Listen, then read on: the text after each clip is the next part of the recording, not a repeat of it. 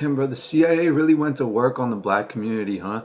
Like the fact that like Sexyy Red and all these people are like famous. You go to clubs in Atlanta and like this is the kind of music they play. I'm like, dude, how did they get y'all to promote this? Honestly, dude, whatever the CIA did to screw up the black community, there's a level of respect of like, damn, they were effective at least, you know? But yeah, Double XL, like, okay, this is cool right here, okay? But in general, they gotta stop picking people who they think are gonna blow up. They need to start picking people who are gonna stick around. This guy's not sticking around. He's dying of a heart attack in 2 years. So it's so hard to say with these guys. There's examples of artists that they deserve it more. From the start, you can tell. It's not because of their talent. It's not because of their network. It's not because of their innovation. It's not because of even their sound. It's their consistency. That's what you judge it on. It's literally that simple.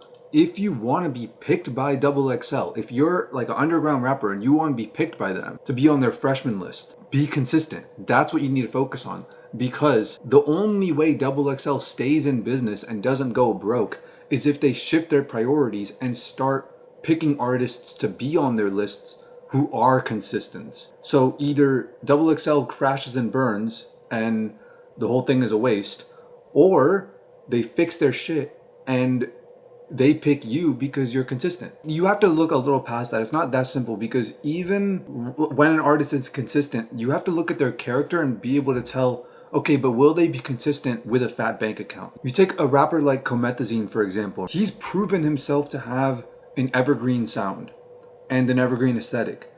He doesn't have an evergreen work ethic or love for the craft. Dude, this is a win-win-win on all three fronts. Double XL gets to succeed and gets a second win, and maybe they might even get another 2016 peak and maybe even go beyond that. Who knows? And also, they start picking good artists who actually like truly deserve it and who like give a shit about what they're doing, rather than people that are just like nepo babies that are just coming from money or whatever, connected because their barber knows this guy's dad and who knows, like, whatever, you know? And because of that, you're gonna get better music from better artists who are gonna innovate more, who are gonna like actually give a fuck about like creating good shit for the masses and not just like slop, just like, oh, here's, listen to whatever, you know? So the fans win as well. Everyone wins. You pick the guy who, instead of having like a Roddy Rich like one hit after like a few years of making music, and that's like the hit, and it's like, oh, everyone's listening to this. Doesn't matter if it's the biggest hit of the year. Doesn't matter if it's the biggest hit of the century. If there was a guy who dropped 3 albums that year and the Roddy Rich only dropped one, you pick the guy that dropped 3 albums.